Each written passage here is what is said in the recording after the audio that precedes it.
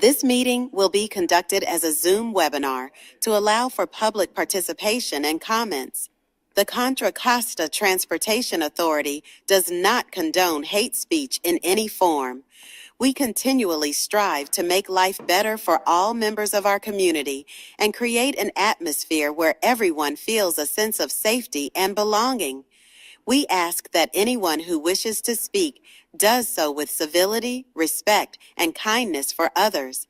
Public speakers will have up to 3 minutes to speak. The chair will call upon public speakers at the appropriate time. Each public speaker is requested to state their name and organization, but providing such information is voluntary.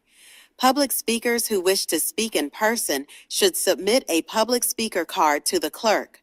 Public speakers participating by Zoom who are wishing to speak should use the raise hand feature or dial *9 if participating via phone.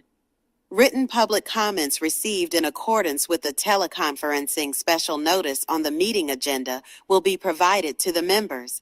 If authors of any written correspondence would like to speak during the meeting, they should raise their hand or submit a public speaker card. Thank you for participating in a meeting of the Contra Costa Transportation Authority. I see we have the new CCTA thing on there and a new voice too, right? Yeah, all right. Thank you. I've had coffee. Okay, Emily, will you please conduct a roll call? Commissioner Arnridge. Here. Commissioner Burnell. Here. Commissioner Armstrong for Commissioner G. Here. Vice Chair Xavier. Here. Chair Noack. Here. All right, we do have a quorum. Thank you. First item on the agenda is public comment. Members of the public are invited to address the committee regarding any item that is not listed on the agenda. Please refer to the teleconferencing special notice for public comment guidelines. Is there anyone wishing to speak during public comment on an item that is not part of the agenda? We have no, oh, sorry. No, go ahead. I was going to finish, but that's all right. You know the rest. We have no public comments. Okay, thank you. We'll move on to the consent calendar.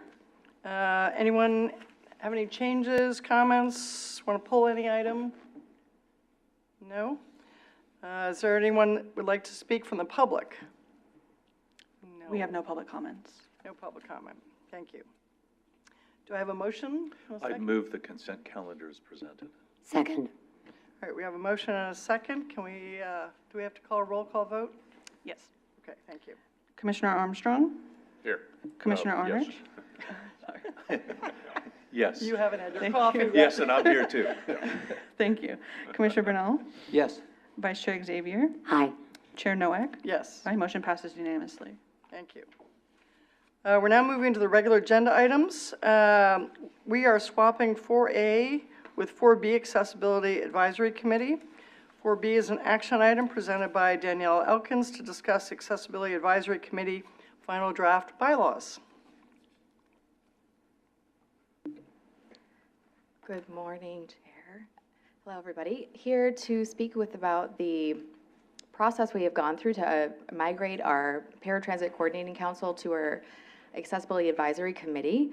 We've gone through extensive revisions, worked with a task force to come up with the makeup of the new Accessibility Advisory Committee, and proud to say that the new bylaws reached consensus in our PCC and were adopted, and so we are asking that we adopt this and move this forward and start our transition towards our AAC. Oh, you thought you were going to talk longer. Come on, Danielle. This changes the makeup of the committee slightly. It is increasing the membership. We are looking for representatives from as broad of a coalition across the disability community as we can, age, disability type, trying to get as much perspective on this new committee as we can. And the hope for this committee is also really to advise the implementation of the accessible transportation strategic plan that we have developed. So continuing to roll out our One Call, One Click, our Optimat projects, our wheelchair breakdown projects, and also to really work with the community to figure out what else is missing within our accessibility programming. Good job, Danielle. Thank you for talking long enough to get me to swallow that. Thank you. Any questions? All right. Is there any public comments? We have received no public comment. Okay. Can I get a motion and a second on this? Yes, I'll move adoption. I'll second.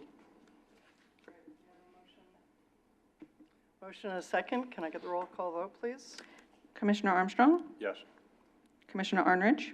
Yes, thank you, Danielle, for all the work. Commissioner Bernal? Vice Chair Xavier? Chair Noack? Yes. My motion passes unanimously. Thank you. Next item is an action item will be introduced by Lindy Johnson to provide an update on legislation at both the state and federal levels. Good morning, Chair and Commissioners. I'm happy to introduce Mr. Mark Watts, who's here to provide a state legislative update. Thank you. You're going to talk long, right, Mark, so I can finish my breakfast? Oh, talk slow, okay. That works as well, thank you. Here we go. And first of all, I'm going to apologize for not wearing a coat. I've got this on. I had a bone stone taken out of my elbows. This is a nice little cushion. So we're approaching the end of the legislative session. The summer recess begins July 18th and goes for a month, and then they come back for the legislature returns for several weeks, ending on September 12th. So this is a very uptight, actionable timeline in Sacramento right now, as people are dealing with bills, moving them along that came from the first house. First, I'd like to just update you where we were or have been on the state budget. It's only been a month since the legislature adopted the initial budget that they had in mind. It was later modestly changed by agreement with the governor. And so the final budget act was contained in AB 102 and was accompanied by probably about 15 trailer bills to make changes in law. And that was all approved in late June, on June 27th. For transportation, it was a remarkable year. The early part of the year on the budget was fending off a proposal to backtrack on some commitments of general fund that had been made 2 years ago. That was, the legislature successfully pushed back on the governor, and he agreed to continue funding those commitments. And on top of that, the loans that were made in the budget to help LA agencies with fire recovery responsibilities, as well as the 4 major transit entities in Northern California with loans, was a very nice development. There's still language being worked out in terms of how the loans would actually work, loan repayment requirements and the like. And there is legislation that's pending that would then at some point carry that, those changes to the loan provisions. One element of the budget that was put off and will be probably the focus during the summer recess for staff and selected members to deal with was cap and trade. The extension, let me back up. The cap and trade auction authority for the greenhouse gas emission credits is good through 2030. However, the ability for the administration or the legislature to do multi-year allocations is in question unless they extend that authority for the auctions to continue. So that opened the door to discussions about the reserved amount that was set aside mainly for transportation and affordable housing within the cap and trade program versus the annual adjustments that governors enjoyed over the last several years. So that's where we stand at this point in time. 2 major components of cap and trade were dealt with, and one was $500 million instead of $1 billion for to offset general fund cost to CAL FIRE as they go about their duties.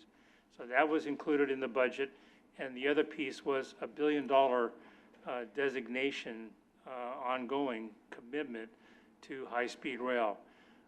High-speed rail had a 25% allocation, and over the years, as the cap and trade auctions fluctuated, they couldn't count on a firm amount any one year. So they were unable to use it for any kind of bonding activity and the like. By establishing a $1 billion direct allocation annually, which is roughly about the amount that they were receiving in any case, that gives them the ability to go to the marketplace and talk about either bonding or private investments backed by that commitment if the program is extended. So that's where we are in cap and trade. There are a few bills I just want to bring to your attention. I'm not asking for an action today, but one in particular I'll cover in a second. But first of all, you all know from all your daily duties around here that SB 63 has moved. It's pending in Rev and Tax next week. The staff there has been reminding folks, if you have sent letters in today, the new letters are due, so there's a big scramble going on across the state to get new letters in to reflect whatever position folks have on that bill. So that bill is moving forward.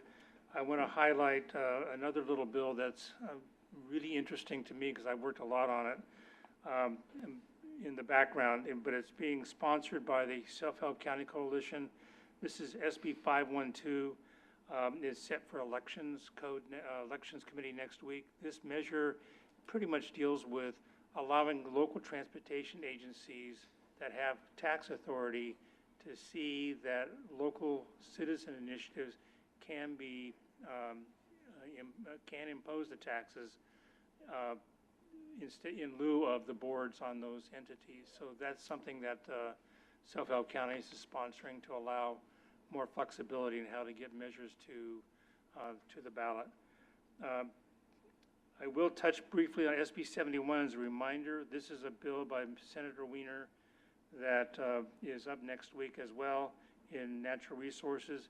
He enacted legislation several years ago that provided very flexible CEQA exemptions and CEQA amendments to allow transit, active transportation, bike and ped programs to move forward under certain circumstances. This bill would simply extend the deadline. It makes some other modest changes within the structure of the exemptions, but it's ready to move forward. And last, I'll mention a measure, SB 707. It's come to our attention lately as we've been reviewing it very closely. That makes changes to the Brown Act, particularly in the area of teleconferencing, and we're trying to get a better handle on its potential for moving and its effect on the authority here. So we'll be coming back with more information on that. And with that, I bring my presentation to a close. Is 707 the advisory one, or is it? 707 is a bill that has a handful of different requirements, thus the further analysis we'd like to do before asking for a position. But it does include a requirement to translate all agendas into numerous languages, which would be fairly costly and actually something your cities may also be interested in looking closely at. It also has new teleconferencing requirements as well as some labor requirements. So we hope if we are going to recommend a position as staff to do so at the next board meeting, but there was amendments yesterday and we wanted to look closely at those before bringing anything further. That said, again, it may be something to flag for your cities. Anybody else? Any other questions? Yep. No? Mark, thanks for the report on SB 512, the Self-Help Counties Initiative, to try to get citizens' initiatives as an option. Where does the legislature stand? Because behind the scenes, and they're closed during meetings, they don't want local government to have the right to do anything about passing any more bills. There have been bellwether bills in the last couple of years that say they'll probably be supportive of this bill at the final analysis. It did pass out of its house of origin fairly readily. I just would remind you that last year, Smart Rail ran a bill that included this exact provision, but strictly limited to the SMART jurisdiction. So the governor embraced it, signed it, so I've not seen any resistance. There was several years ago when it first broke on the scene, the so-called Cannabis versus Upland decision that's at the heart of allowing local initiatives beyond cities and counties, but actually to special districts. That's really what that cannabis decision dealt with. And this would give guardrails and structure, this bill that we're talking about, guardrails and structure to the imposition by voter initiative within transportation agencies. And they haven't, are they leaving in, I mean, the advantage of doing it is because it's a 50% passage plus one. Is that standing so far through their discussions?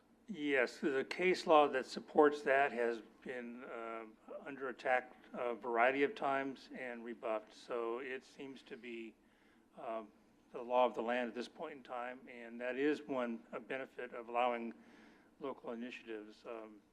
But really, the whole point is to give more tools to putting measures on the ballot. Oh, that's great. And the last question I had is on cap and trade, and maybe I misunderstood this. States looking at extending it, and then they're looking at taking the revenue that they plan from the sale of that in the marketplace to then bond against it? Is that what you were saying? I probably went through that too quickly, but the basic answer is yes. So, and that would, let me back up. So the cap and trade auctions over time fluctuate. Some years it's been steady about, quarterly auctions produce about $4 billion annually. And some years, COVID years, other years, those have dropped off when people weren't sure about the future of the economy and the effect of the auction credits on their businesses. So in this case, the administration decided, rather than have high-speed rail, which was guaranteed in the cap and trade program to receive 25% of the revenue on an annual basis, which, as I just pointed out, fluctuates, instead of having it fluctuate, let's give it a steady number that's approximately the amount that they've been receiving annually, and then allow them to potentially either bond against it in one case, or the other case would be to allow it to be part of a revenue stream that would invite private investment to continue the high-speed rail project beyond the boundaries it's at now. So it's not been settled. The tool's being made, but how it's going to be used has not been settled. Complicated. Thank you, Mark. I appreciate that. Yes. Yeah, thank you for the update on SB 707. I'll just say that a lot of the different jurisdictions are really closely monitoring this one on the Brown Act changes. There are some concerns out there, and it may not affect the authority board as much as it affects some of the cities, but every city's doing something different, but not every city is doing teleconferencing currently. That creates a concern if we might be required to, as well as the language translation requirements. So we're definitely watching that. I appreciate the update on it.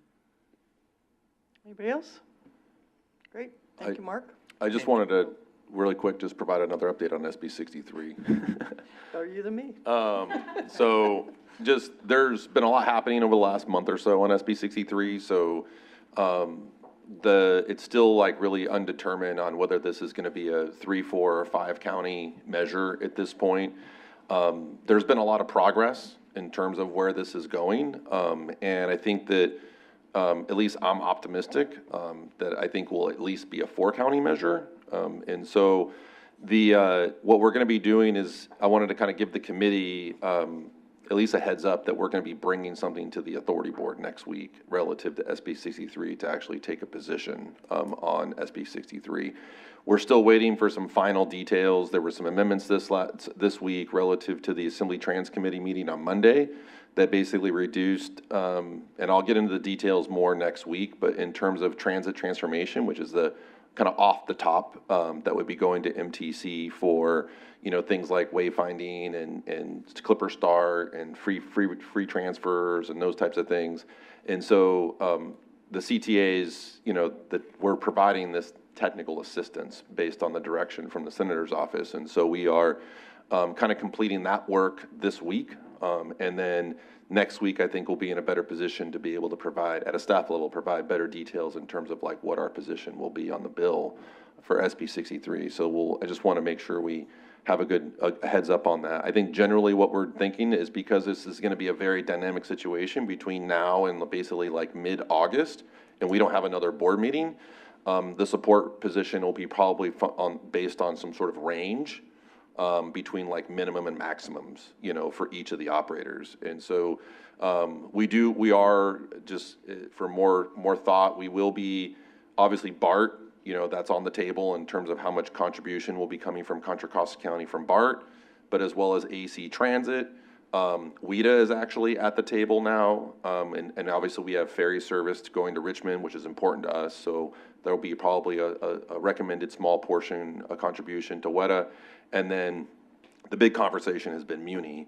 And so we'll be basically recommending some options around contributions around Muni, and acknowledging that we do have riders from Contra Costa County that do use Muni, and we have that data, and we'll be presenting all of that next week. But, and then as well as the East Bay operators, which would include LAFTA, County Connection, Tri-Delta, WestCat, and now even based on the amendment on Monday, it now includes Union City Transit as well. So there's a lot of moving parts. We're hoping to have enough information by hopefully the board meeting next Wednesday to be able to take a position on the bill. And I think at a staff level, you know, we'll be most likely recommending a support if amended position, given the amount of return to source that's actually going to be coming back to the county based on what's in the measure. So. It did pass transportation in the assembly earlier this week. It goes to Rev and Tax on Monday. I will be testifying there, and then it goes, and then Lori Wilson has requested it go back to transportation. So, because the transportation expenditure plan had not been finalized at the first one, so. So just to be clear, MTC now wants to participate and get revenue?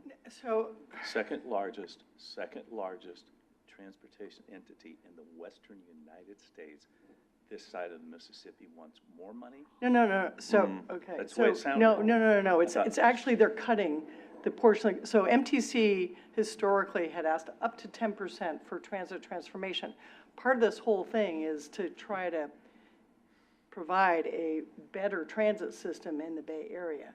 And there are 4 prongs to that came up in the Blue Ribbon Task Force. One was free and reduced fares and Clipper Start. The second one was accessibility.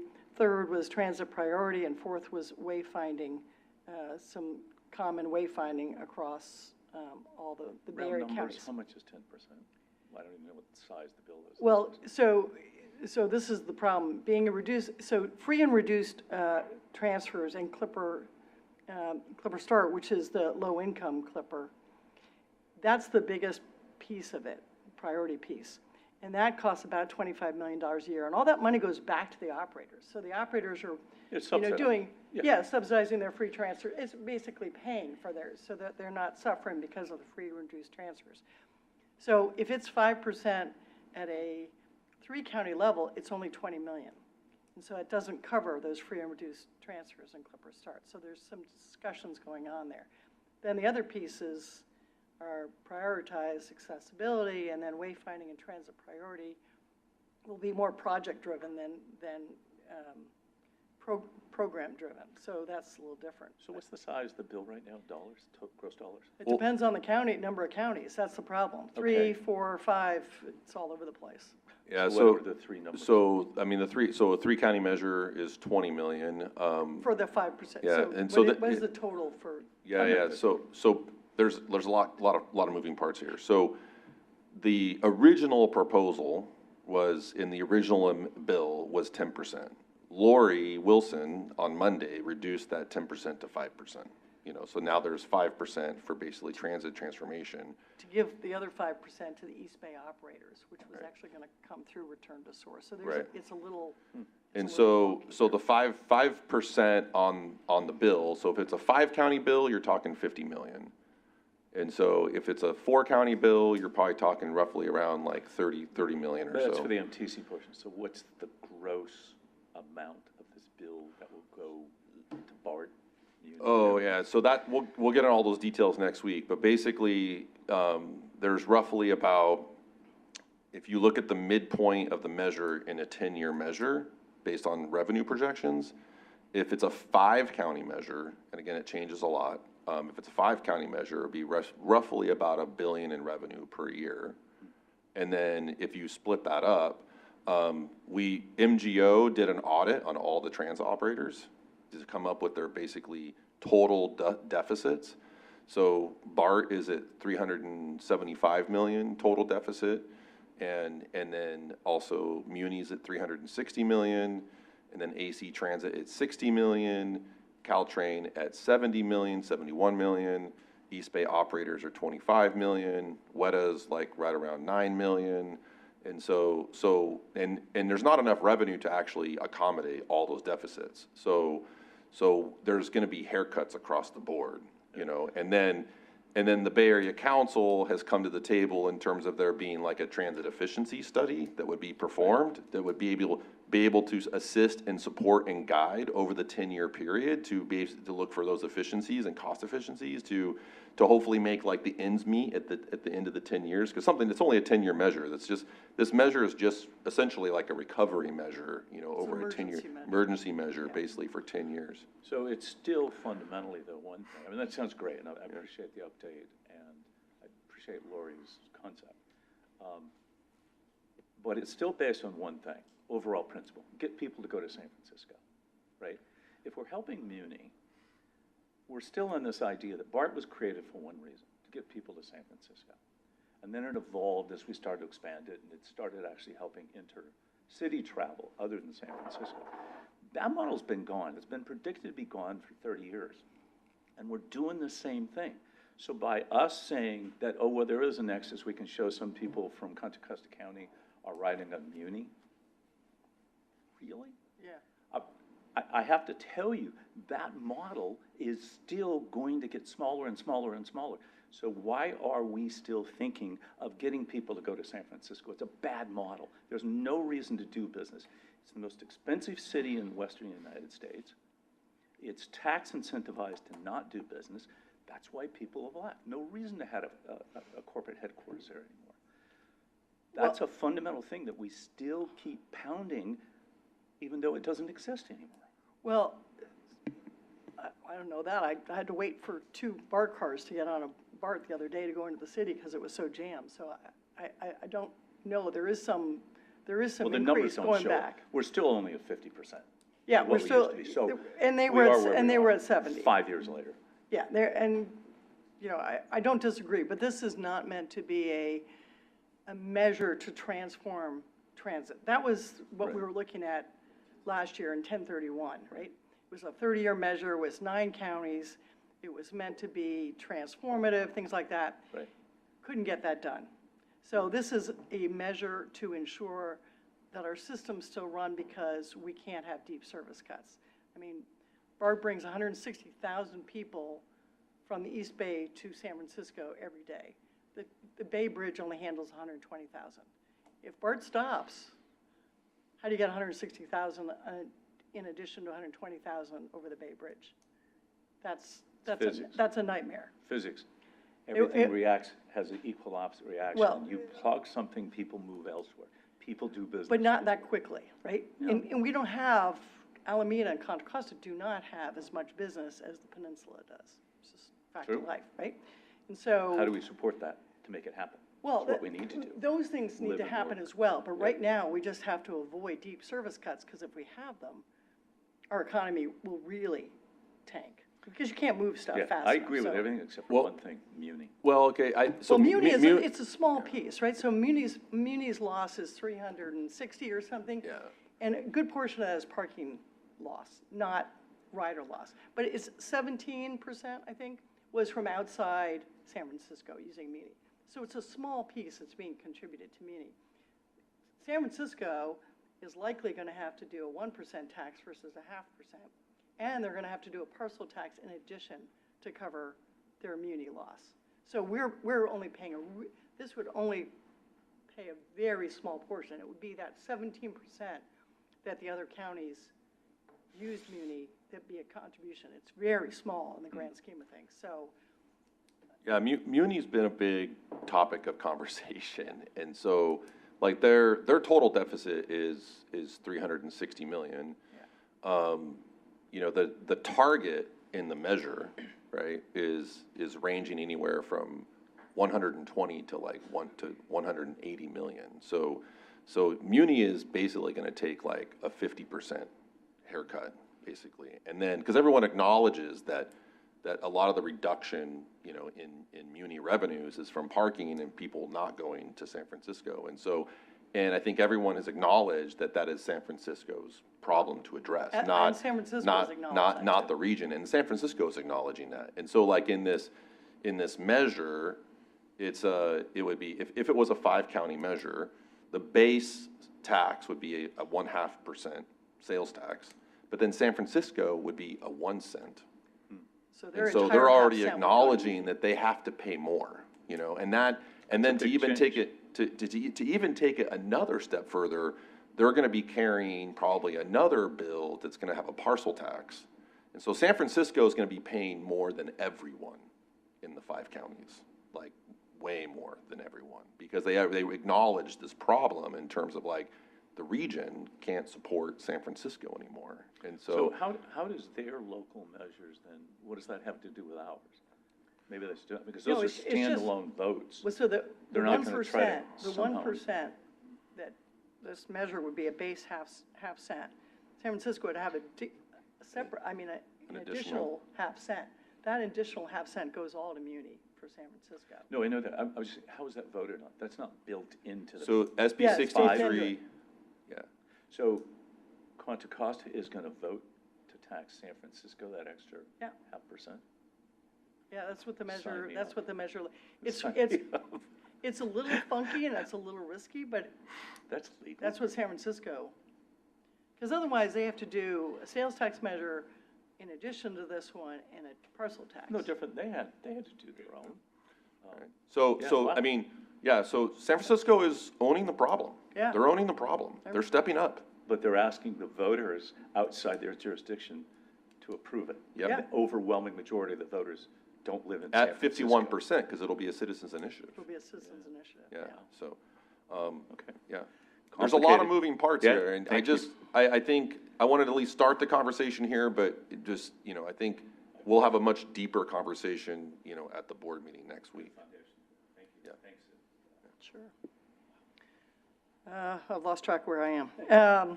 No, okay. Now, federal update, thank you. Lindsay. Thank you, Mark. I'm happy to introduce Brooke Kuntz, who is here to provide us with our federal legislative update. Thank you, Brooke.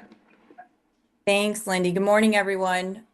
Congress is in recess this week, but next week on July 16th, Secretary Duffy is expected to testify for the first time in front of the House Transportation and Infrastructure Committee. This is going to be an oversight hearing on DOT's policies, programs, any FY26 budget requests. So the next meeting we have with this group, we will give an update, and I will definitely provide a full update to Tim and Lindy post-hearing next week.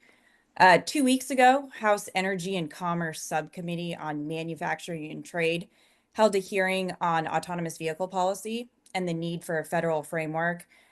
Conversation circulated around updating FMVSS, the Federal Motor Vehicle Safety Standards, and this hearing kind of opened the door as an entree for potential legislation for members of the committee to introduce. So in the last month, we have been continuing meetings with Hill offices to discuss CCTA's Momentum Station and autonomous vehicle policy. And it's likely from what we're hearing from these meetings that legislation on a federal framework could be introduced soon. A potential vehicle for that could be used would be surface transportation. Surface transportation process is moving in both House and Senate slowly. I believe the portals for submissions has closed as of, a month and a half ago. And so I think they're going through that process in the committees right now. Legislation has not been drafted yet. And I think as everyone saw last week, H.R. 1, the reconciliation bill, passed in Congress and was signed into law. And few items to note, the EV tax credit for used and new vehicles will expire on September 30th. It rescinds up to $1.9 billion in unobligated funds for the Low Carbon Transportation Materials Grant Program. and a variety of other programs related to the IRA as well. What it did drop though was the new user fee for EVs and hybrids. That was part of the House legislation for HR1, and that did get dropped in the final bill. Next week, appropriations hearings are going to continue. So the House Transportation, Housing, Urban Development Subcommittee will be meeting along with the Senate, and then full committee as well. And then just a quick headline on tariffs. The president has pushed the July 9th reciprocal tariff deadline to August 1st. And Congress will likely recess for their August recess on August 4th, and that will go through Labor Day. Happy to answer any questions you have. Any questions? Nope. Thank you, Brooke. Thank you. Enjoy the recess. Thanks. Okay, is there any member of the public that would like to comment on? We do have a virtual public comment. Dina, go ahead.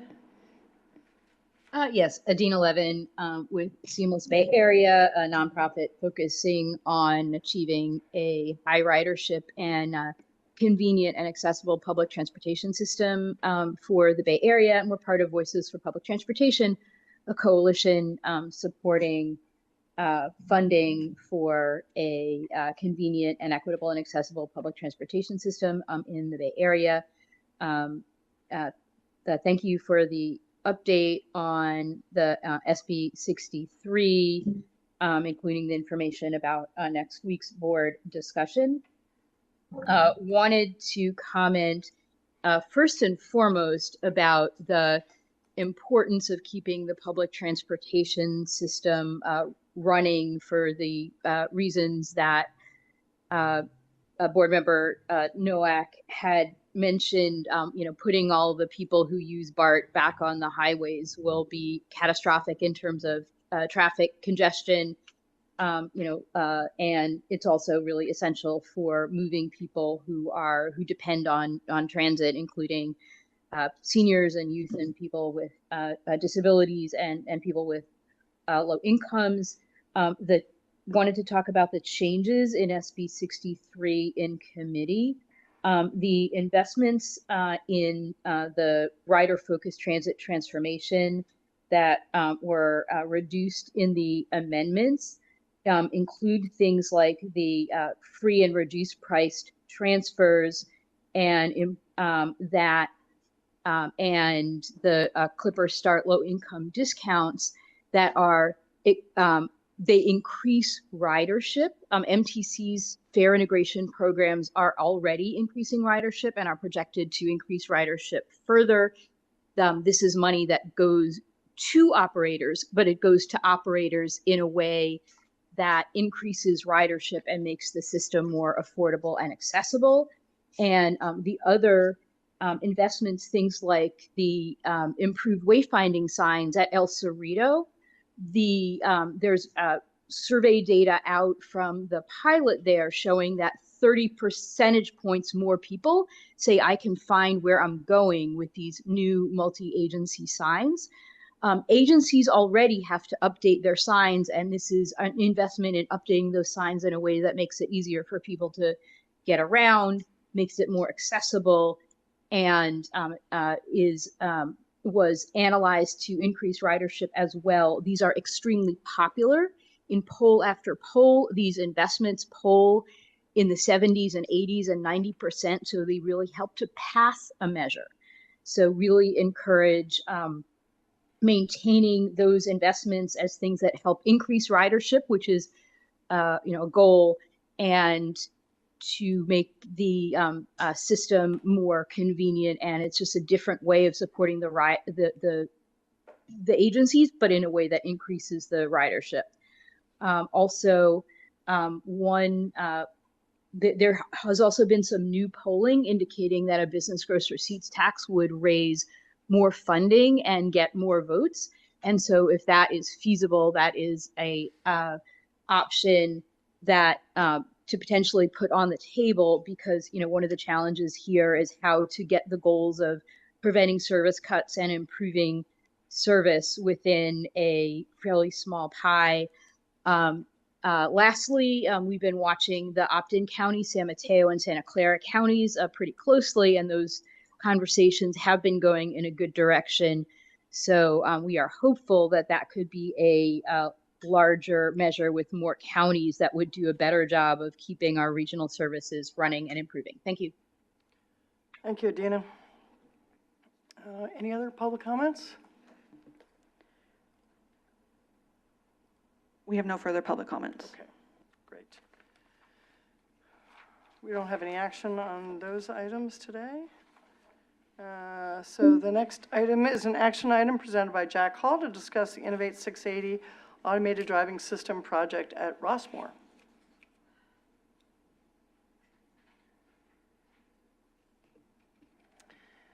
Good morning, Chair Nowak and committee members.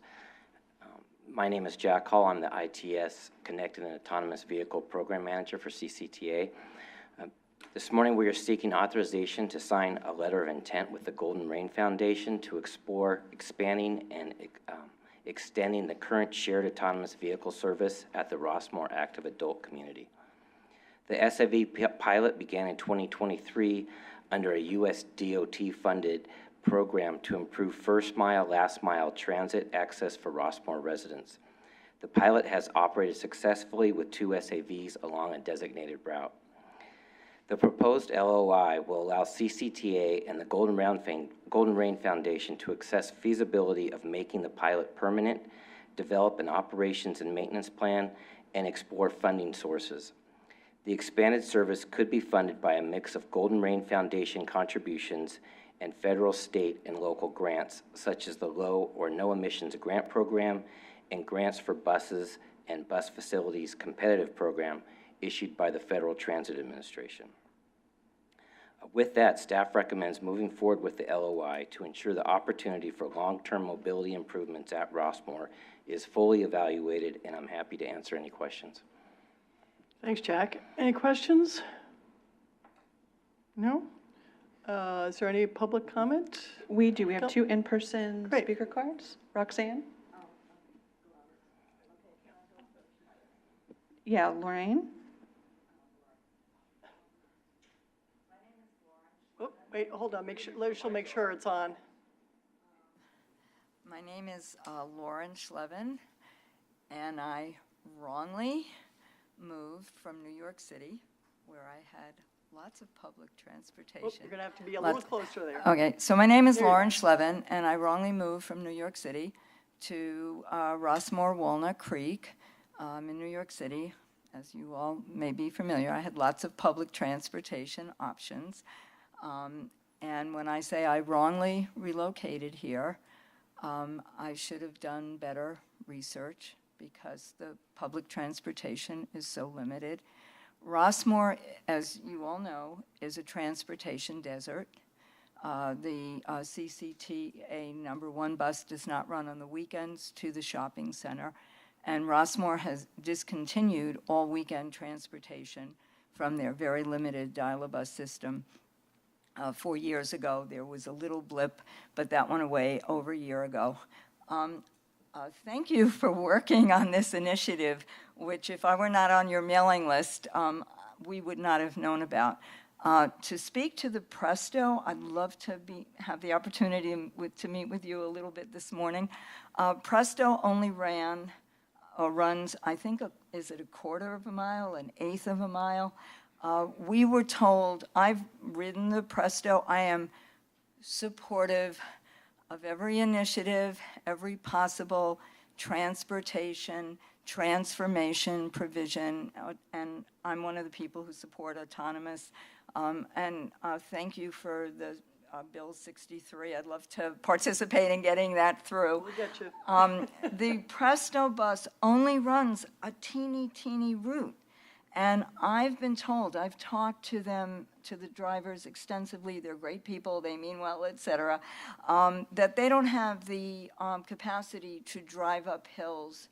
So I'm not clear what the purpose of extending, I will support anything, and I will support anything that Golden Rain that is very hostile to providing transportation to its community will sign. So I will work with you to do anything, but I need more information about Presto. If it can't, I live over 1.5 miles from the shopping center, from the gate. I'm one of the few mobile people who can walk. I hitchhike in Rossmore now. And in terms of San Francisco, I hitchhiked and then walked 2.5 miles to go to the San Francisco Jazz Festival a couple of weeks ago. And all of this is so complex, and I thank you. I am so impressed by the knowledge and clear hard work that you're all putting in. I mean, each one of you, it probably doesn't matter to you if I'm impressed, but I'm so impressed. And I want to really thank you all. But I mean, I'm encountering, I would be happy to sell and leave, except I can't. Rossmore has other issues, lost its mortgages, too expensive, insurance, all this kind of stuff. So I'm trapped. I'm in touch with a lot of people in Rossmore who require transportation, and I understand that whether it's SB 63 or other bills or other funding initiatives or deficits, everything takes time. People come to me, they tell me they're suicidal on the weekends. It's the summertime, and I know that if I call for Lyft or Uber, it costs me more than a ticket to a theater, to a museum, can't go to a free farmer's market, can't go to a free outdoor festival. We are deprived from experiencing everything that Contra Costa County and the surrounding counties offer. There was I've learned, I'm from New York, I can't keep a houseplant alive. I learned that there was a succulent garden tour within the county. I was desperate to go to that, but there was no transportation to get out of Rossmore to go to that. So I don't want to take up all morning. As you can tell, I can talk forever about anything. So I just want to close by saying thank you so very much. My name and contact information is on your sign-up sheet and speaker card. I will volunteer my time unless you have a job for me, which would be great because then I could pay for more transportation. But I am willing to participate as a volunteer in any possible way that can move your goals and initiatives forward. And again, thank you for inviting us and hearing us. Thank you. Much appreciated.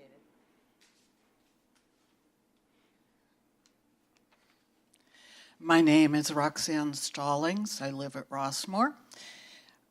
I started using East Bay Paratransit 25 years ago. I am almost totally blind. I moved to Rossmore because my husband passed away. We lived in Point Richmond, and I wanted to live in a community where I could get easy transportation and have a good quality social life and commute back to work in El Cerrito. I'm a retired psychotherapist. I represent two organizations inside of Rossmore. One is for all low vision people. I have 150 people on my low vision support group that I communicate with. They took I asked how many had taken the Presto Jitney, and 4 people said they had taken it. 2 people said they took it twice. I don't know why you think that this is such a fabulous vehicle, and I took it as well, because it gives whiplash when it has to have an emergency stop. It blocks traffic going through because it drives so slowly. The bus drivers are frustrated with it being in their way. It cannot go, the maximum speed it goes is 12 miles an hour. Our speed limit is 25 miles an hour, and I hear also that it cannot go uphill. So it creeps. I can walk faster than that vehicle drives most of the time. And when it gets to a busy intersection, it's a disaster because it slams on the brakes, and some of the people who are riding it should be severely disabled. Unless you have data that supports the ridership of this experiment in Rossmore with the number of people who've ridden it and have given feedback, I don't know why you think this is such a wonderful program that you want to continue it.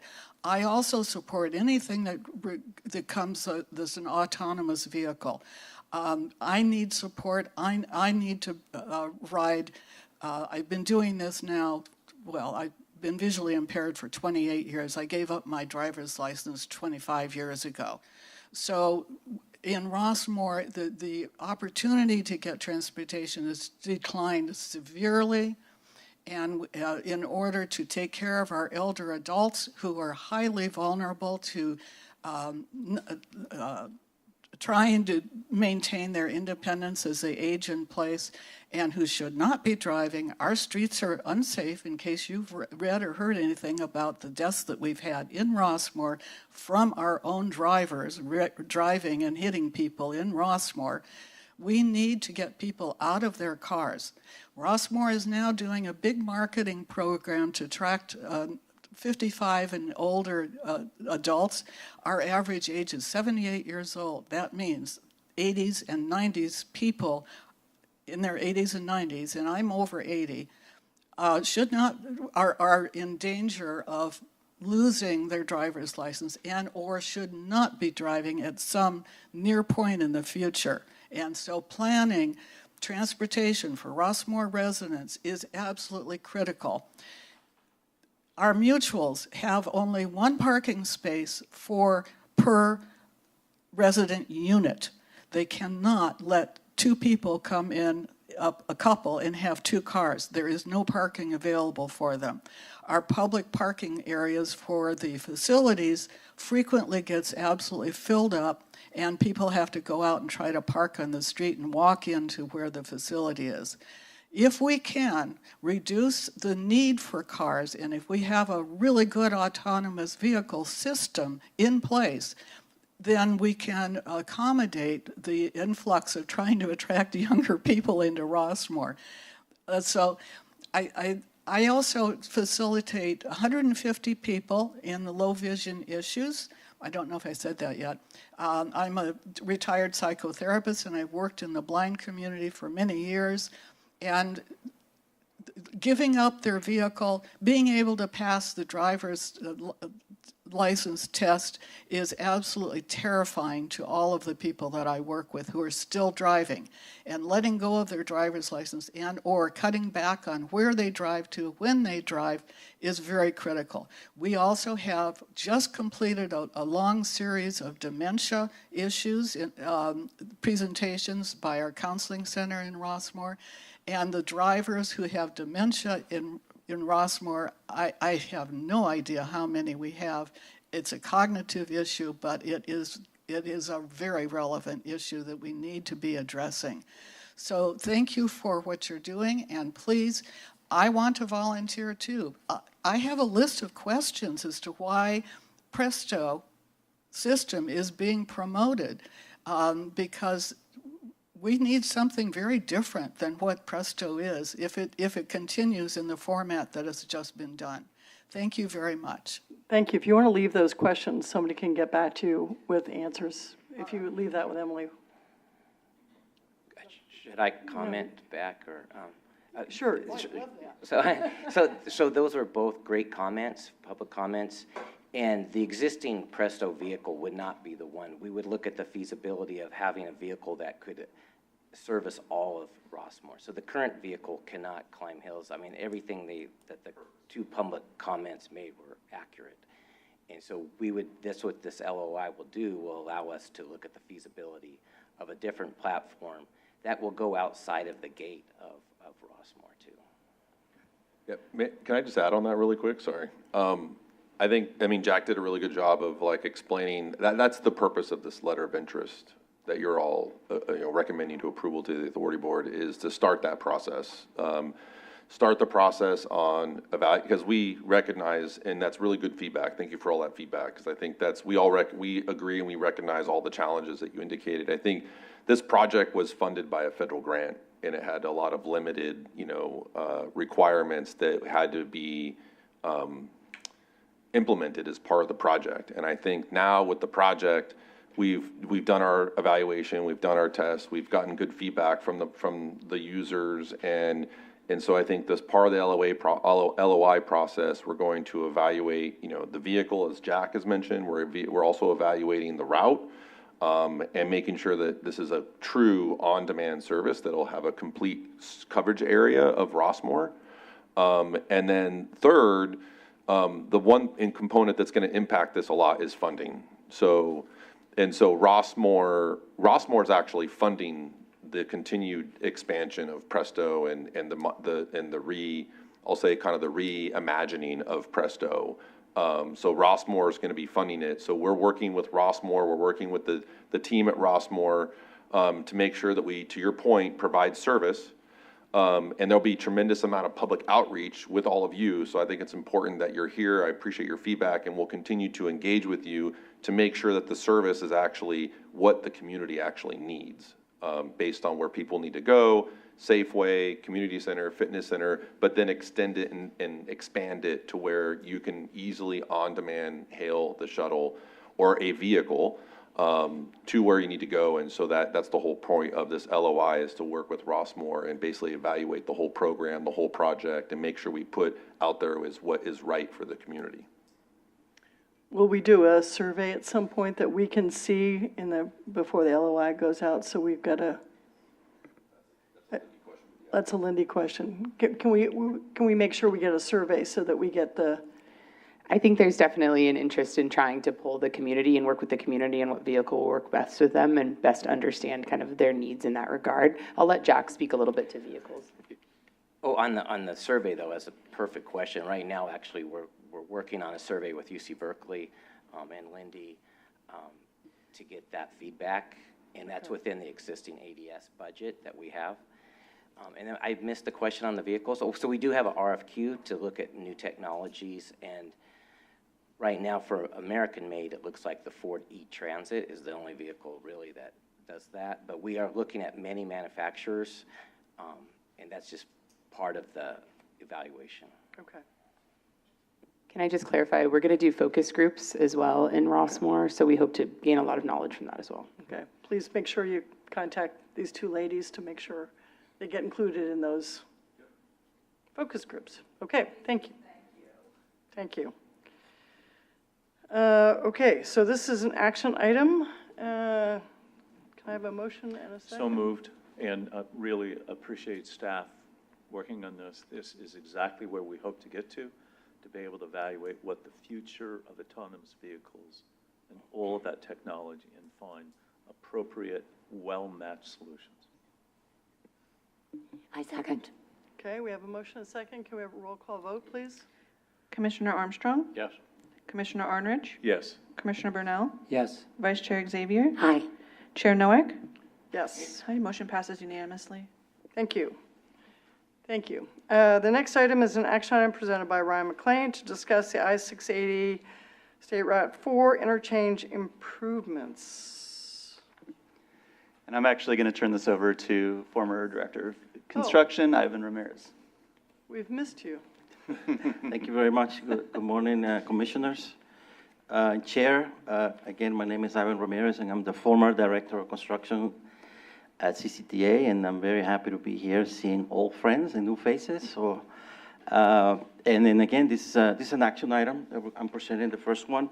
And this is related to the 684 project, phases 2A and 4, where the design keeps moving forward. And we recently got an award for $58 million, and that gets us closer to getting this project to construction. But this is an action item because as part of the pre-construction work we have to do, we have to relocate certain utilities, and this is one utility we have to relocate, is a oil pipeline. And back in December of 2023, you agreed to approve agreement number 662 with San Pablo Bay Pipeline Company, otherwise known as Crimson. We use them interchangeably, to do the actual design for the relocation. They're the better outfit to get this work done. That's their expertise, that's their own pipeline, so we agreed to allow them to do the design and the construction. So what we have in front of you today is an amendment to that agreement for $3,690,000 to allow them to move from design to construction. So with that, I'm open to any questions, and I would appreciate if you allow us to move this to the full board. Okay, Newell, you have a question? Yes, great to see you, Ivan. I'm a little confused. The staff report says it's at $275,000. I think that was the original contract for the design services. Okay, just the way it's written, it looks like it's a change order for $275,000, but you read the amendment, and it's at $3.69 million. So, It says the amount not to exceed 3.69 for a new total agreement value of 3,965. well, I've read them. Yeah. They're just in conflict of each other. Oh. So just to be clear, forget the 275. This is a change order for design, including construction. That's right, we're completing both. That's $3.69 million more than their initial contract at 275, because it's not quite written that way. I get Okay. it, Oh, I see what math you're adds saying. up, but when you follow the language, it's a little off. So, is this because it's their line, it's their design, there are no change orders allowed then on a project like this? Because this is essentially design build. You're going to the source, so if we do this, I would say, sounds great, but you own it now. We've given you what you said, we've given you everything, you own it. So is that something that's part of this agreement? Yeah, so on their number of conditions, that's exactly right. They are the ones that are responsible. They are the ones that actually wanted to do this work for themselves, to assure themselves that they will, do it according to their own specifications and the way they want it work completed. Now, the contract itself, I don't have it in front of me. I'm not really sure it specifically catches that you are forever responsible for this. I think normally that's the way we would write these agreements. Yeah, when I went through, I didn't quite see it in that, sometimes it's not literal, but it would seem appropriate that we have language in it that says, yes, thank you for the estimate, thank you for the thank you for the cost proposals. We accept your cost proposal, and it's inclusive of everything to get this project 100% done. And there are no changes that we expect to see from you since you own it and manage it. So I would say I'm totally for this. This is great. But we need to have that in there because otherwise we'll keep them picking up other people's liabilities when it's theirs. And it's fair that we pay to move it, no question, but not for them to dig it up and say, oh, it's going to cost us more. Oh, and this is going to cost more. That's their, and if they don't have their own knowledge, yeah. Yeah, I'm gonna have to go back and look at that because, it will probably get more complicated to get into an agreement with them if they're buying the entire risk, right? Like they give us a proposal, we will evaluate it, we agree the costs are reasonable. If there is a number of risks in construction, so we will have to look at, I think your point is well taken. I think we have to take a close look at that. Okay, yeah, I would, when we get around to motion, I'd make a motion to essentially the fact that we accept their cost proposal and everything, but they also accept this is the complete total cost for that, and they assume any additional costs that they may incur because they own it, all the reasons we said. Okay. Right? This isn't a normal construction contract. If we hire third parties to work on something that somebody else owns, that's clear. There's risk and there's things you don't know. In this case, they own it, manage it, and design it. Thank you. I'm going to allow Ray Akawe, who's more intimate with the details of the agreement, to speak. Good morning. My name is Ray Akawe from Advanced Mobility Group. To answer your question, Commissioner Amrish, it's yes, they did the design, and this is specialty because it's an oil pipeline. Like in the past, in Phase 3, we have Kinder Morgan and we have Phillips 66. And this is Crimson oil pipeline. So they have the contingencies built into that $3.69 million. And we following Caltrans process. So it is a utility agreement process that Caltrans had done for many years and worked with the oil pipeline companies. So the agreement will allow to go beyond the 3.69 by 25%. Without going back to usually to the board. But it's looking at the estimate for the construction. They built 10% contingency there, and they have also the oversight included in which is like inspections, construction management, and on top of that, another 10%. So we made sure that, we don't come back asking the 25% beyond the cost. So we should be covered.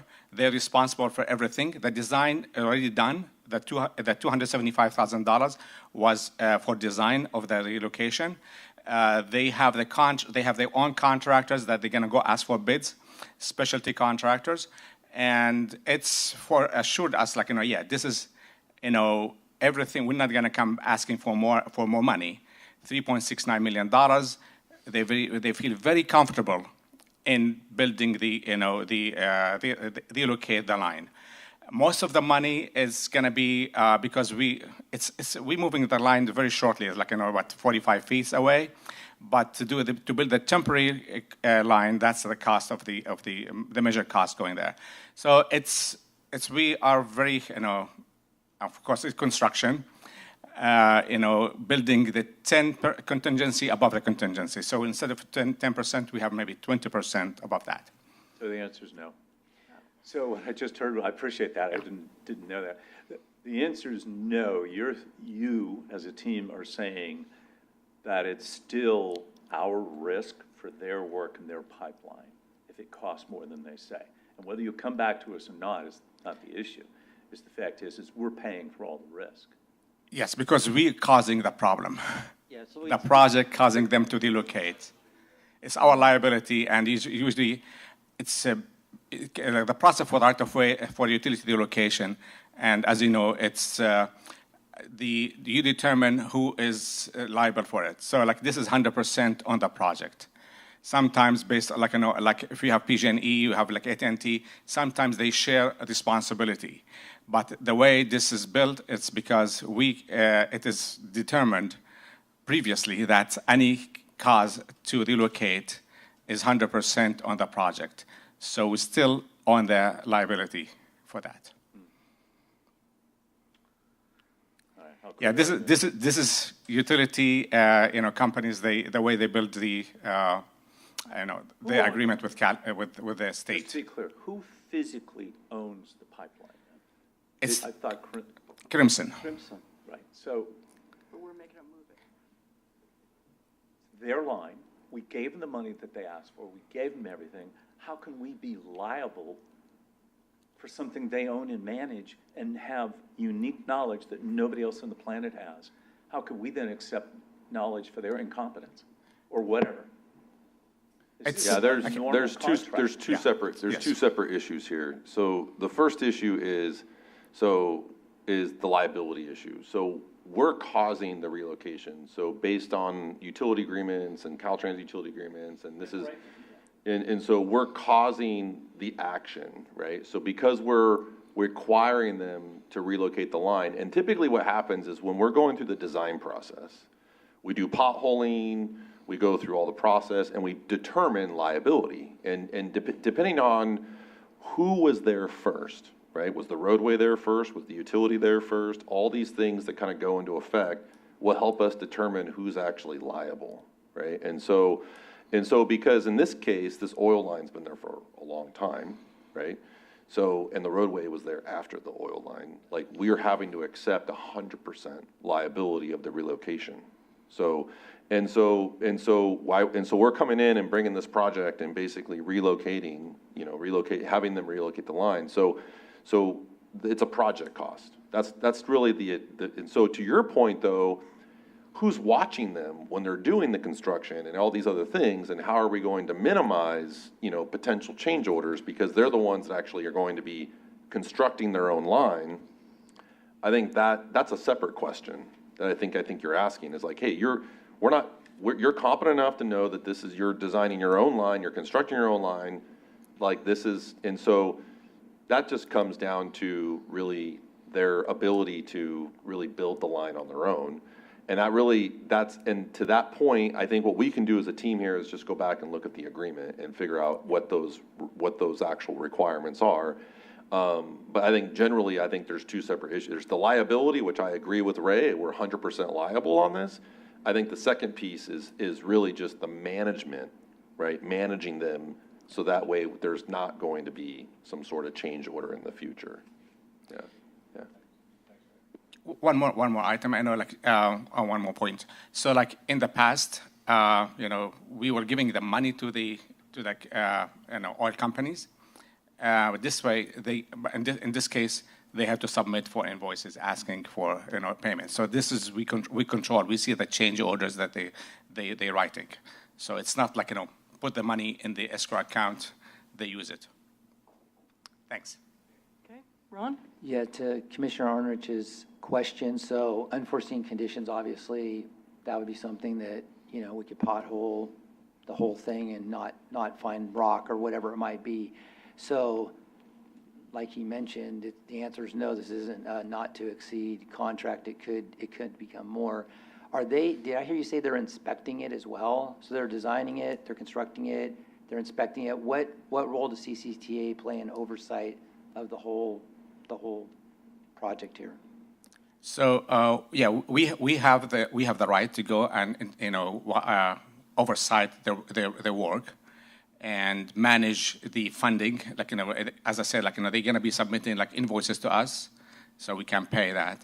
And so, like, you know, we have there's a construction management oversight consultant on board with the CCTA that this is going to be part of their job or their task to go watch and inspect, you know, oversee what they're doing there. If there's going to be a change order due to construction issues there, the CMO, the construction management oversight, they also will be involved in that process. So is that oversight cost included in the $3.9 million that's been No. asked for? So that's in addition? That's an addition, yeah. Okay.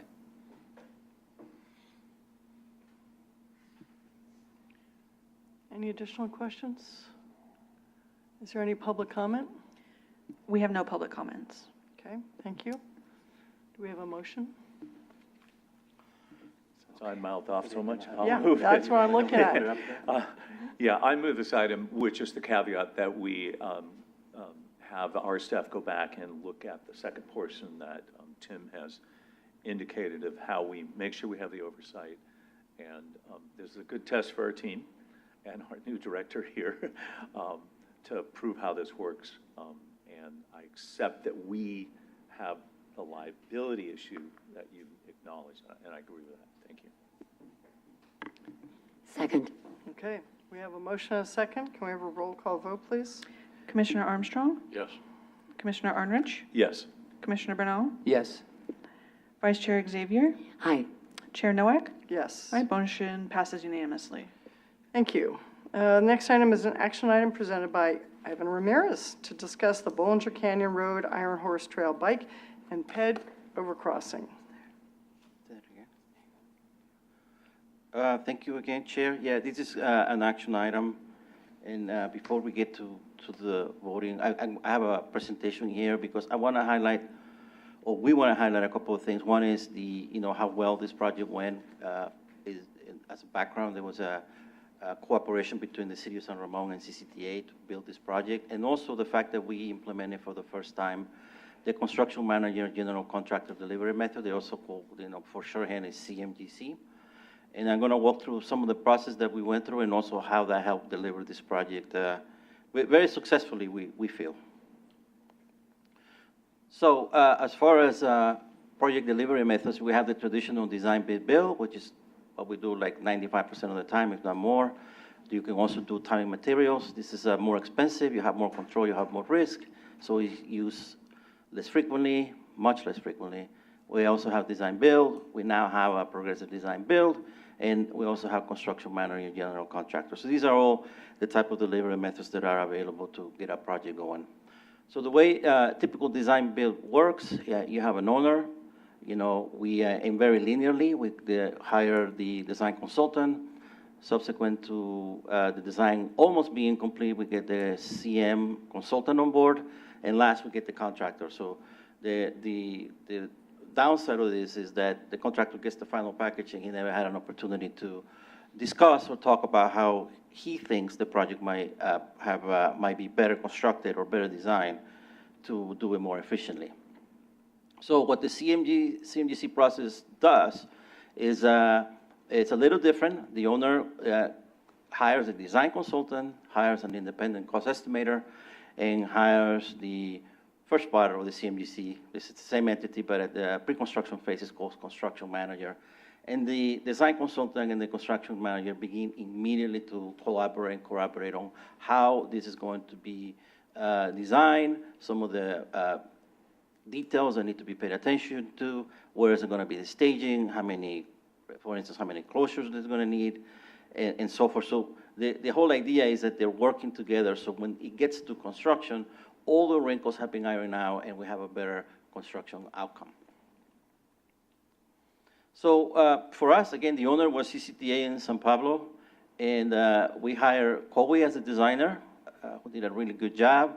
We also hired Tricertus as the independent cost estimator, and we also hired Shemek Myers as a joint venture, who was the CMGC.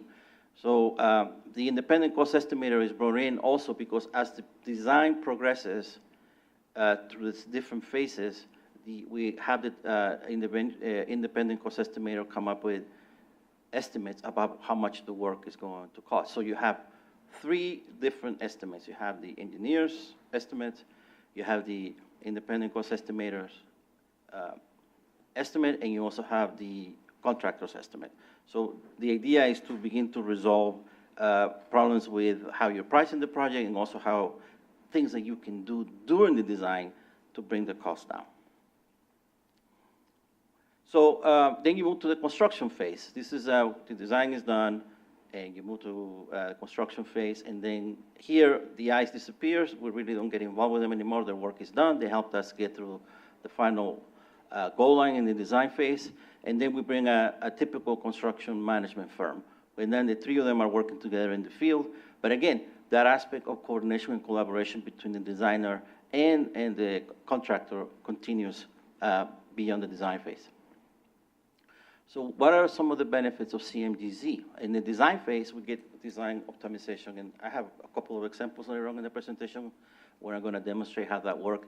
In particular, to Bollinger Canyon, you have increased innovation and collaboration. Again, I have another example of how that developed in our project. But the whole idea here is that you are talking about how we can optimize, how can we better make the construction phase smoother, so where everything is being talked about, and also to better identify and assign risk, right? Like, you know, how many closures can I get, what happens if I need more, and so forth. All those things get discussed, and the idea is to put all of that into the contract, so everything is kind of known before we go to construction.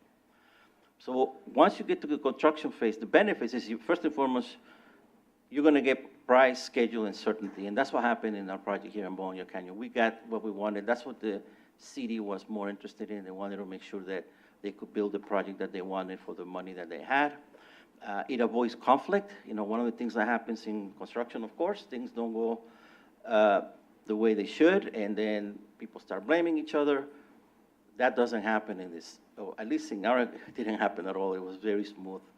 We could refer back to what was discussed at the design phase, when it was discussed, what was the direction that was agreed upon. So there's really, in our case, there was really no conflict. So that's a great benefit, because that creates a lot of other intangibles, like writing letters, RFIs, and people in the field stop talking. There's a lot of things, a lot of costs that happen that are not really tangible or identifiable. There's also lower management costs. We as staff, we spend less time because we have to deal with less issues. And also the CM consultant that we hire in the field also has lower management costs because they're not dealing with all the paperwork and so forth. I suppose the CMGC feels the same way. I didn't ask them in particular about how much their management costs were, if they were lower, but certainly for us they were. And also this high morale and job satisfaction. This is another intangible, and it's important because, again, if you're in a project that is full of conflict and full of fights and writing letters and so forth, people are not really focused on getting the work done, right? They're focused on other things. So by having this type of project delivery, that is taken care of, and people just focus on getting the work done. So for Bollinger Canyon, so, before we even got to this phase, we had to get board approval to use the design method. We had to get special legislation. We also had to get Caltrans approval. We had to get FHWA approval to make sure everybody was in agreement that CMBC was a good candidate to be used for this project. And, but, the designer, we brought him on board. They prepared the 35% PS&E. At that point, we procured the CMGC contractor, and we were also brought in the ICE. And that, one of the first things you have to do is have a kickoff meeting so that everybody understands what CMGC is. We get a professional facilitator, and we set everybody on the right tone of what the project is going to look like and how much collaboration we're going to have. We identified risks. The ICE and the contractor get together and start preparing, okay, how are we going to price this project so we're both on the same page. We start an innovation registry just to keep track of some of the things that we're fixing as we go. And then the 35 PS&E gets reviewed by the designer, by the CMGC. They give us their comments. We have meetings to discuss these comments. And then it goes to the 65%, again, with an estimate and with the comments so that we refine the design. Similar thing happens after the 65% is completed, and then it moves on to the 95%. And at this point, when we're almost done, then the CMGC sends their final cost proposal, because at this point, we're just building it up and discussing where the differences lie and so forth. We compare that to the independent cost estimate and the engineer's estimate, and we have a price reconciliation meeting and see, okay, how can we, there's a difference between the costs, and we have to identify where they are, why, and do we have to go back to talk to our suppliers, our vendors, our consultants? Can you change the specs? So if you do that, it will lower my cost, and so forth. All those things are being discussed. And then they submit the proposal, and then you have to evaluate it. So there are different outcomes here. They're supposed to come in different, at different times, but it's not working right now. So you have three different potential outcomes. The first one is, we're not agreeing, but can we agree? Can we continue to work on this? Everybody's invested in getting us to the final goal line to get it to construction. Yes, we continue to work. The contractor submits a revised proposal. Is it acceptable? If the answer is no, we can keep going around this loop where the yellow is identified there. If the answer is, yeah, we think the proposal is fine now, then we move to the green. This is what happened to us. We got the proposal price agreed, and then we issued the construction services contract to the CMGC entity. The potential for it not to come to an agreement provides an off-ramp. If we cannot come to an agreement with the CMGC, then we have the ability to tell them, thank you very much. We want to terminate your contract, and we're going to put it out to bid. Now, this is, of course, something that is not optimal. We want to be able to take all the input that the contractor has provided and actually go build it. But the opportunity exists to decline their cost proposal and just move on and put it out to bid. That's built in the CMGC model.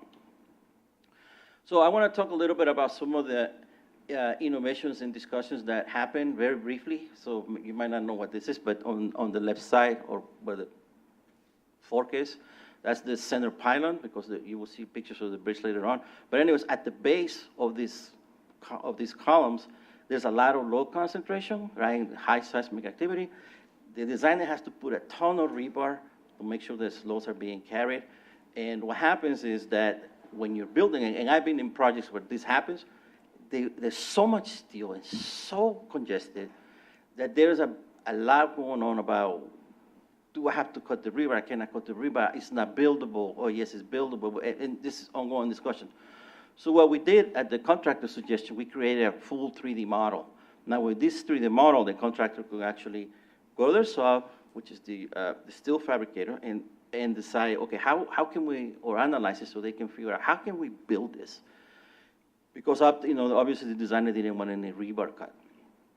So what the contractor did is, besides using a concrete mix that flows more easily in congested rebar, they also come up with this template There's a steel plate at the bottom. They welded the studs right in that detail you can see, and that guaranteed that those rivers were not going to move. And by doing so, they knew that they could, if they had to, they slam this rebar into place, and it was going to work. And the rest was being done by the high flowable concrete. It's got another term, but basically this concrete is special and put a special admixture, and it flows everywhere almost on its own. And that was a big thing because, you know, this is taking a lot of load, and you don't want to be not having the appropriate rebar to hold it in place. Another quick example here, if you go to the ribbon cutting on next Saturday, you will see that these the edge girders are very smooth, very streamlined, and that requires special fabrication. We basically have two steel plates. They have to be bent at the right angles, and you have to figure out how to get the proper weld along the entire length of those composite sections. And the same is true of the column here. So these are just sections. If you cut the rebar, the girder in half, you're looking down, that's what those lines are. And this took a lot of input because you had to go to the fabricator and tell them, hey, this is what we want to do. I think it's going to look a bridge look beautiful. This is what we want. But the fabricator had to have input as to how they were going to get those welds in place. And this is a big issue when you have a typical design bid built, because the designer thinks it can be welded in place. He thinks it can be, the rebar, the steel can be folded in the shape that they want. But then the contractor bids it, sends it to the fabricator, and it becomes a big deal. Well, this is undoable. What are you thinking, designer? You put this out there, and you don't even know how it's going to be built and so forth. Total, no issue here. Everything was very well handled during the construction phase. And very briefly here, the city had options how they wanted to have this bridge connect. The bridge connect the trail because they're offset on either side of Bollinger Canyon. They have 4 options. And depending what they were looking at, can they afford to put, for instance, a bridge that had a curve in the middle of the bridge, or do they want a straight bridge? They had the ability to make all these decisions and decide, okay, we're gonna move forward with the straight bridge because that's the one that looks pretty and that's the one that we can afford. Anyway, they had the ability to look at these concepts and decide which ones they want to do. One of the challenges that we had, commissioners, is that during the actual reconciliation, that's when COVID hit and the prices start going up. And as you can see in this graph, when we get from 35 to 100%, prices had gone up in a few months, 10%. And that created a lot of friction between us and the CMGC because we're saying, trying to rip us off. But it wasn't the case. It was just that inflation was going up. And here, this is a graphic of how the cost estimates were. The top line is the CMGC estimate. It was always higher. You can see the engineer's estimates stayed low. That's the red line, and that's to be expected. Their estimate is based on historical information, whereas the ICE and the CMGC are actually calling suppliers and subs and trying to figure out the actual cost. And I think that there's a bias here with the ICE trying to keep that cost even lower because, they're representing the owner. But ultimately, the blue line is important here as well, and the reason is because as the price kept going up, the city of San Ramon kept bringing money into the project. So if there was a decision to be made where they wanted like the railing, can you go to the less pleasing aesthetically railing, or you want this one? Well, they went with this one, but the city decided to bring more money to the project, and that's what that blue line is. Okay, so as far as the contingency, after everything was said and done, we ended up losing 0.6% of the contingency. So less than 1.5%. And I want to say that some of these change orders were requested by the owner. So certainly it could have been cheaper. Okay, so the experience at Bollinger Canyon. We definitely got a design optimization and innovation, and that goes the gambit. I think a lot of discussion was also about when can we close Bollinger Canyon? How long can we close it? And the city did a lot of adjustments. I think they allow closures full-time, both directions, at least a couple of times. So that was good to be discussed ahead of time. We also had proper risk identification and mitigation. That includes like how many times you want the sweeper to be out there. Well, let's figure out so we know that we're going to get what we pay for. We also were able to monitor the construction costs as this project was being designed, and that's ultimately what we want. We want to know how much is this going to cost when we're all said and done. We got our construction efficiency with the examples I gave previously. Very important here, there was significant savings in staff time, right? And that includes executive director, that would include Ryan, that would include Brandon, that would include me, that would include Brian, because there's a lot of discussion going on how we're going to get more money and so forth. There's also savings in board time when they never came to you for additional money. If you remember McKelvey, we had a lot of issues. There was a lot of effort bringing these issues to you and time to discuss these issues, and that's true of all projects. It also saves time with the funding partners, because oftentimes you have to go to the funding partner and say, hey, we need more money, and they have their own internal processes, their own board time, and there might be several steps that you have to go through to get where you need to be to finish the project. So there was none of that here. And very importantly, as you saw by how the contingency expenditure was, the city and CCTA got construction cost and time certainty. Project is going to be ahead of schedule, and it's going to come within when we agree with the contractor. And it just creates a greater cooperation and collaboration environment that it carries on to construction. Everybody's happier. And I think that if you ask every single entity, every time we get together, whether it's CMGC, the designer, CM, city, everybody talks about what a great project it's been. So as far as going forward, consideration of CMGC or progressive design build, which is similar to CMGC, it's got a little differences. One of the challenges would be if you don't have funding for construction and you need to bring the CMGC, and he's going to help you through the design, but you get to the construction, but it's going to be a challenge to tell them, well, you have to wait now 2 years because we're going to need the money. So it might not be a good use if the funding commitments are not there. And also probably there needs to be some consideration on the size of the project, like a $100,000 project, would that be a good use of CMGC? That will have to be evaluated, but it could be a reason why it might not be a good project for CMGC. I have a few photos very quickly. So talk about potholing. We did a lot of potholing. We want to make sure we grab everything. We did potholing previous to construction and during construction. We handled all that risk very well. The city had to remove some trees. We also put a special path for the pedestrians that went around City Hall. We put some measures so that we didn't have a lot of drag of mud. That's what those rocks are. So, as the wheels tumble there, most of the mud drops off. We also had sweepers, and we also had a lot of closures on Bollinger Canyon as well. There's some photos of the footings, how we built them, big CIDH piles with casings.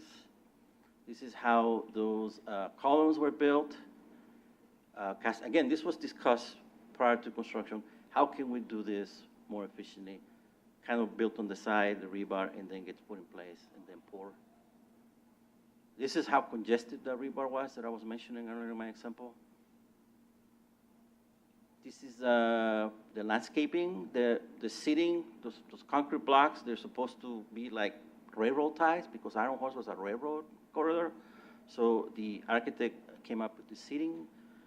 We're using recycled water with this beautiful landscape. The city spent a lot of money on landscape. It's a beautiful project in that sense. This is some the heavy construction because Bollinger. We brought in the girders and we kind of welded them inside, and then we just lifted them with this huge crane and put them in place. And this is how the bridge looks now, basically. And another feature that this bridge is going to have a lot of lighting arrangements. So the city's going to be able to change, depending on whether it's Christmas or Halloween, whatever, they're going to be able to change the color patterns. So with that, we ask that you allow us to move this to the board, Resolution 2515P, which will authorize acceptance of construction work under agreement number 581 as being complete and satisfactory, authorize the release of all retention to the contractor, and authorize to proceed with contract closeout. I am open to any questions. Thank you, Ivan. Mark, you want to make any comments? I'm just assuming.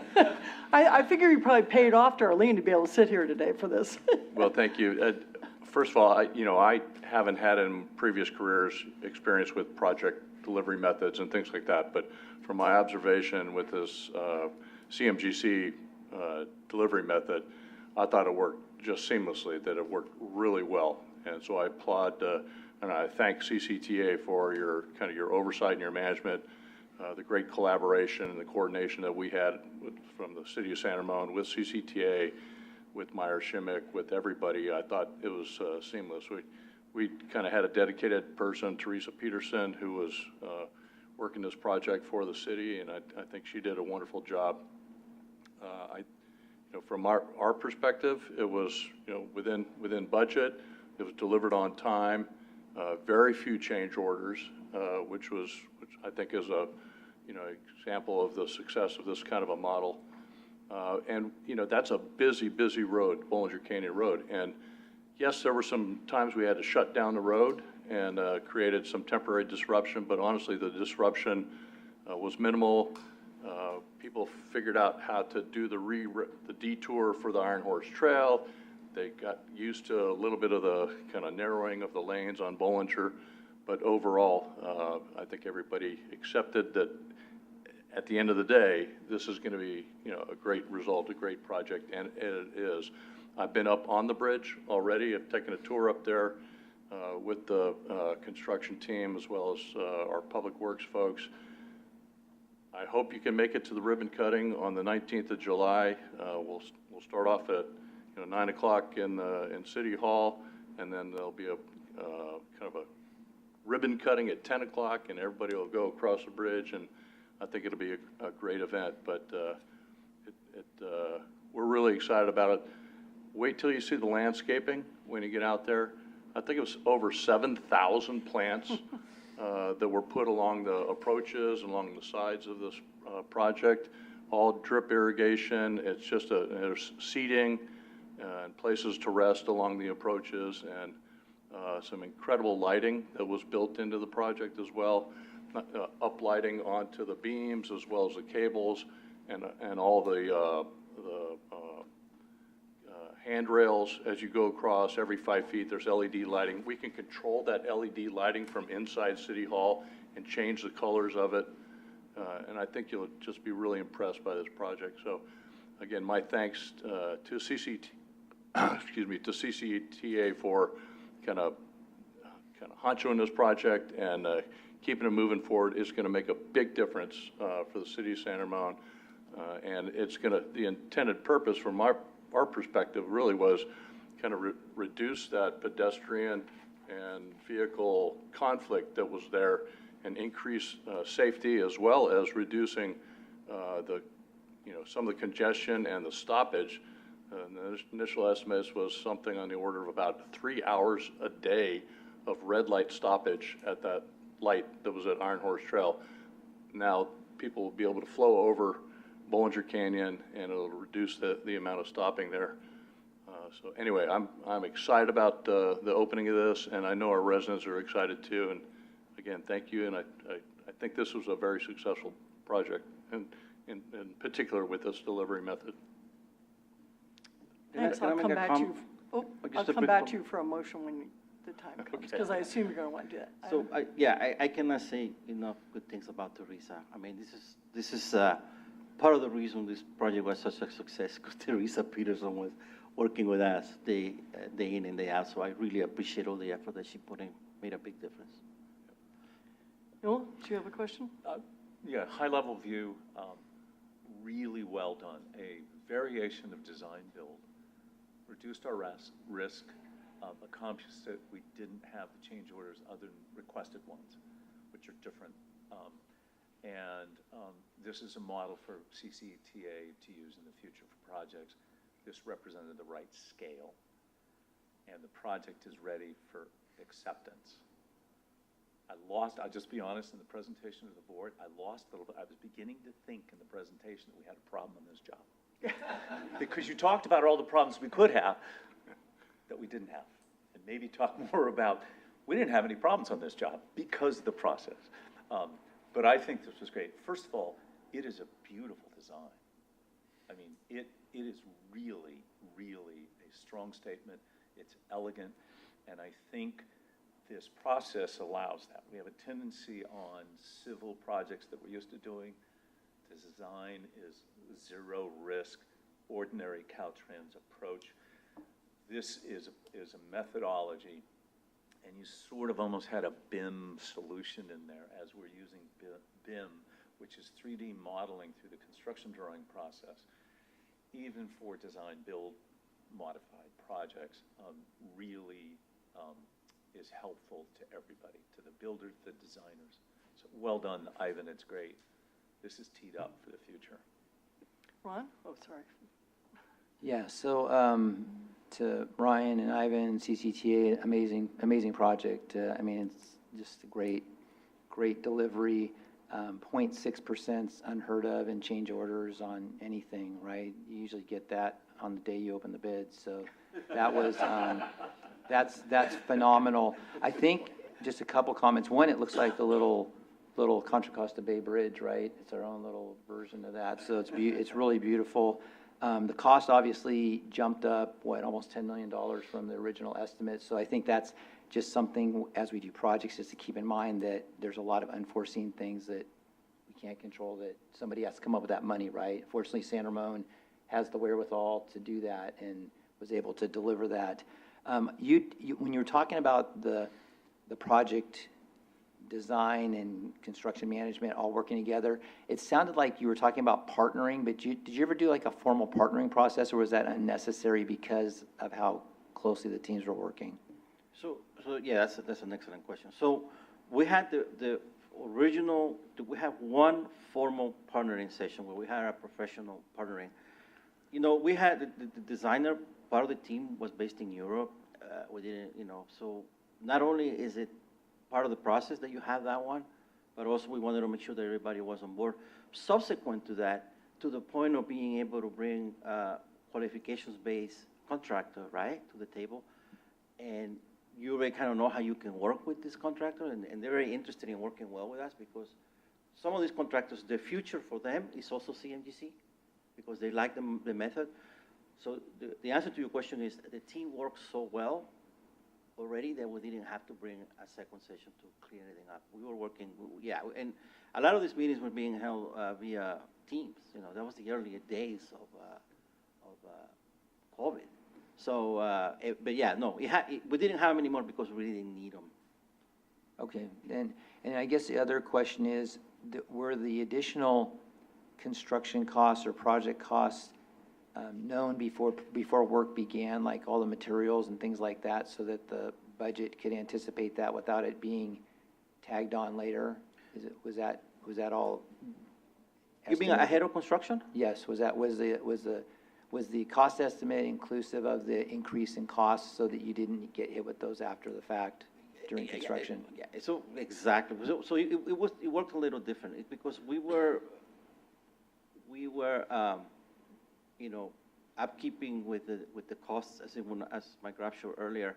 So when we got to the 100%, it took a little while for the city to come up with the money. Mm-hmm. So we had to tell the contractor, you have to hold these prices. But they were according to them, they were under pressure, right? Because prices keep going up. Mm-hmm. But they wanted the project, so they decided, no, we're gonna tell our subs and our supply, we're gonna keep. That's why I don't know if you saw the graph, but at the end it extended. Mm-hmm. It's because we were waiting for that.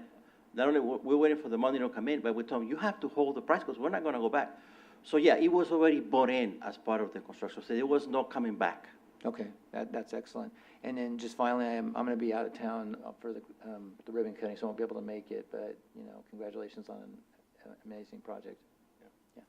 Thank you. And I'll just add one other thing.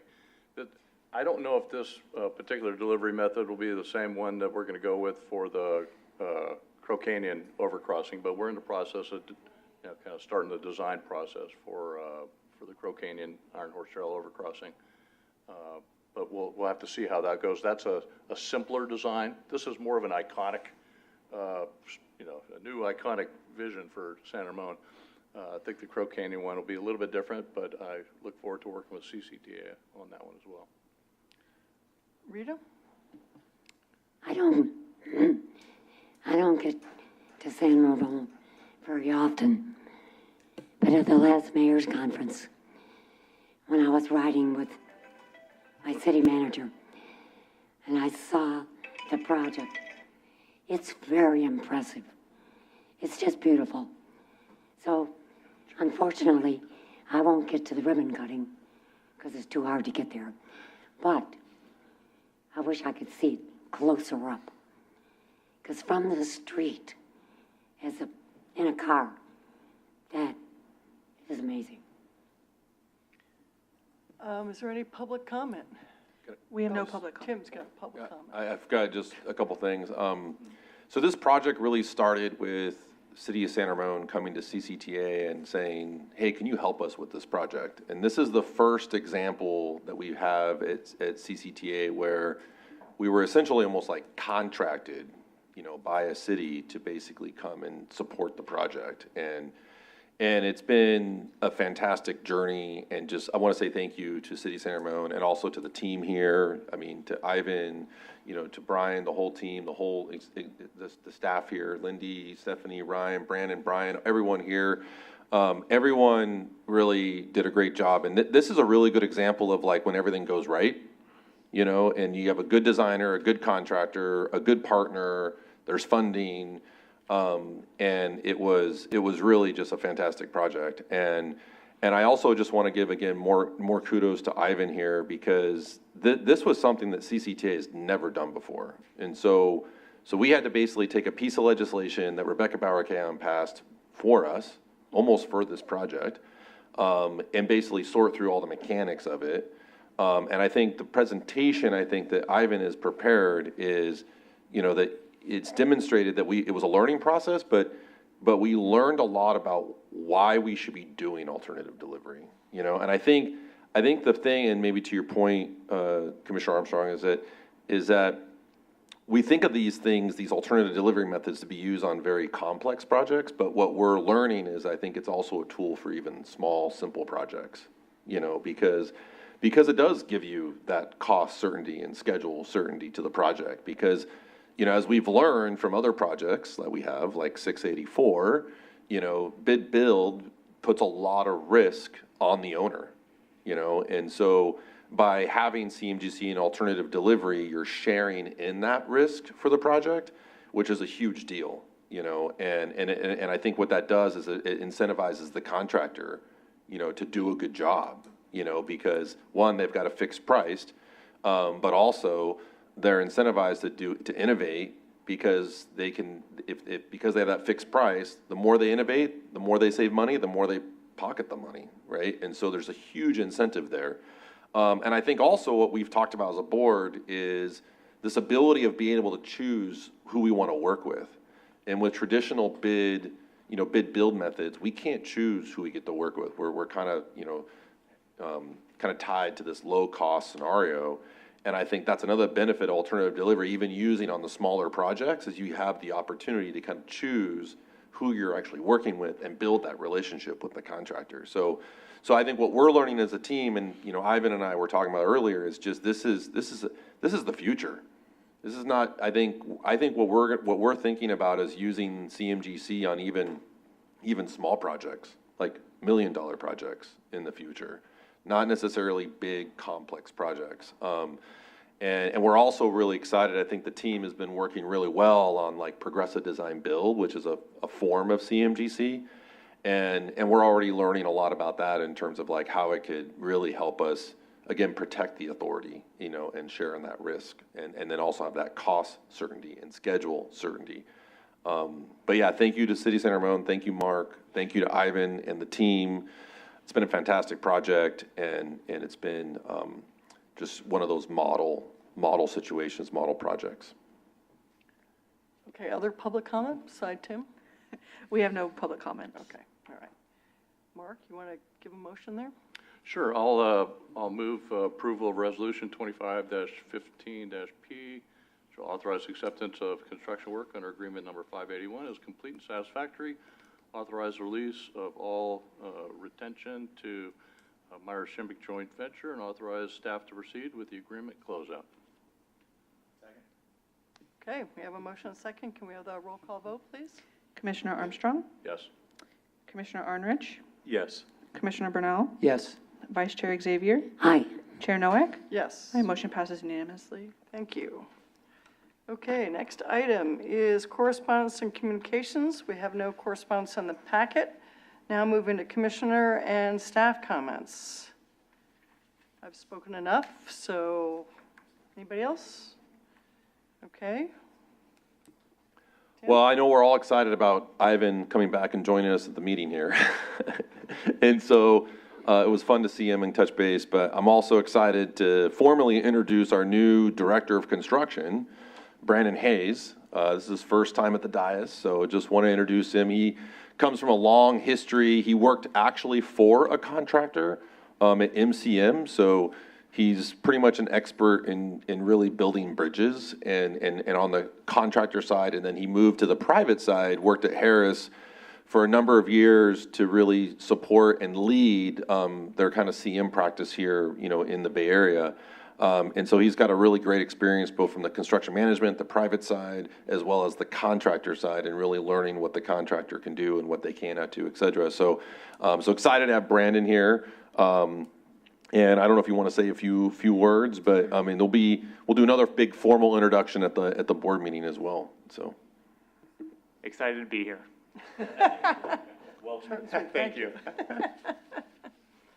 You're going to have to learn how to talk longer if you're on the staff. Just saying. Okay. If that is it, then we'll, there are no meetings in August, and the next regular meeting is proposed for September 4th. And this concludes our meeting at 10:21. We're adjourned. Thank you.